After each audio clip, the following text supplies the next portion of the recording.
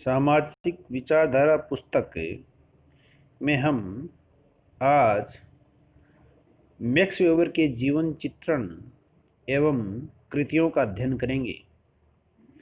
Max weber का जन्म Germany में 12 अप्रैल सन 1864 में हुआ था।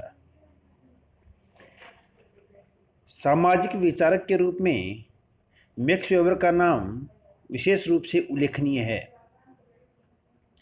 समाज और सामाजिक घटनाओं के बारे में उनके विचार और दृष्टिकोण समाजशास्त्र को एक नई दिशा प्रदान करते हैं। मैक्स वेबर ने समाजशास्त्र को एक विज्ञान के रूप में परिभाषित किया जो सामाजिक क्रियाओं का अर्थपूर्ण बोध कराता है। साथ ही उन्होंने माना कि समाज सामाजिक अंतःक्रियाओं की अर्थपूर्ण अभिव्यक्ति है। मैक्स वेबर द्वारा प्रस्तुत समाजशास्त्रीय अध्ययन पद्धति में आदर्श प्रारूप की धारणा एक नवीन विचार है। उन्होंने विश्व के 6 महान धर्मों का तुलनात्मक अध्ययन किया और उसके आधार पर प्रस्तुत उनका धर्म का समाजशास्त्र सामाजिक विचारधारा के इतिहास में एक अनुपम देन है। मैक्स वेबर ने समाजशास्त्र को विज्ञान के रूप में प्रतिष्ठित करने हेतु जीवन पर्यंत प्रयत्न किए। उन्होंने सामाजिक क्रिया, अधिकारी तंत्र या नौकरशाही, सामाजिक वर्ग, सत्ता आदि पर मौलिक चिंतन प्रस्तुत किया है। एक कुशाग्र बुद्धिजीवी, चिंतक एवं प्रतिभाशाली व्यक्ति के रूप में मैक्स वेबर ने अल्पायु में ही समाजशास्त्र को जो कुछ दिया वह मौलिक है, चिरस्मरणीय है। मैक्स वेबर का विवाह सन 1893 में मेरियन सिंटजर नामक स्त्री से हुआ जो कि पेशे से डॉक्टर थी। उनकी जब कृतियों की बात करते हैं तो मैक्स वेबर की जो प्रमुख कृतियां हैं उनकी सभी जो रचनाएं हैं वो जर्मन भाषा में लिखी हुई हैं। वेबर की रचनाएं अनेक अद्वितीय बौद्धिक व्यक्तित्व की परिचायक हैं। भौतिक शास्त्र में जो स्थान न्यूटन और आइंस्टीन को है, अर्थशास्त्र में जो स्थान मार्शल व किन्स का है, मानव शास्त्र में जो स्थान मेलनोवस्की व रेडक्लिफ ब्राउन का है, वही स्थान समाजशास्त्र में मैक्स वेबर को प्राप्त है। मैक्स वेबर की प्रथम कृति the Protestant ethic and spirit of capitalism जो कि सर्वाधिक महत्वपूर्ण कृति मानी जाती है, जिसका प्रकाशन सन 1906 में हुआ। पार्सन्स ने इसका अनुवाद जर्मन भाषा से अंग्रेजी में किया।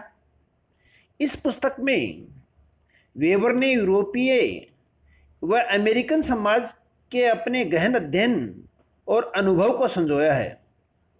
19वीं सदी में औद्योगिक क्रांति के कारण आधुनिक पूंजीवादी जन्म ले चुका था।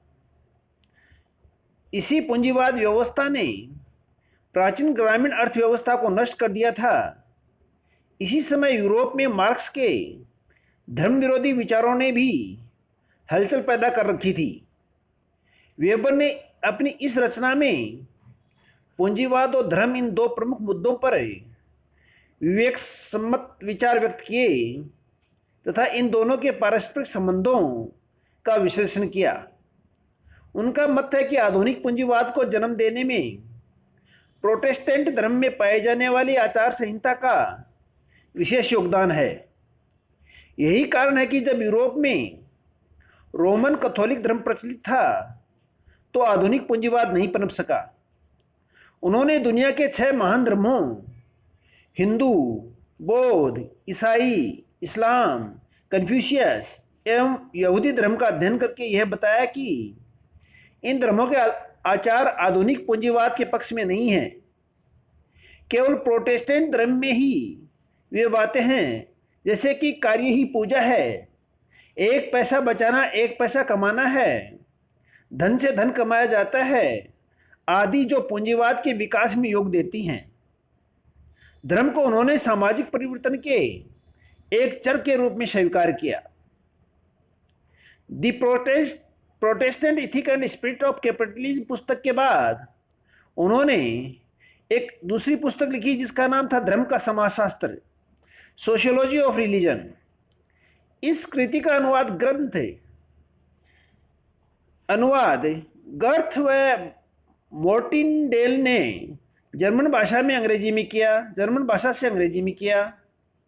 दुर्भाग्यवश उनकी यह कृति उनके जीवन काल में पूरी नहीं हुई थी।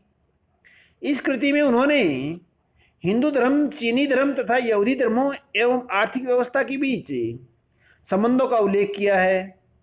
उनकी इस कृति को 3 अलग अलग ग्रंथों में उनकी मृत्यु के पश्चात प्रकाशित किया गया। ये ग्रंथ थे द हिंदू सोशल सिस्टम जो 1950 में रिलीज हुई, द रिलीजन ऑफ चाइना जो 1951 में रिलीज हुई, और तीसरी थी द एंशिएंट जुडाइज्म जो 1952 में रिलीज हुई। धन्यवाद।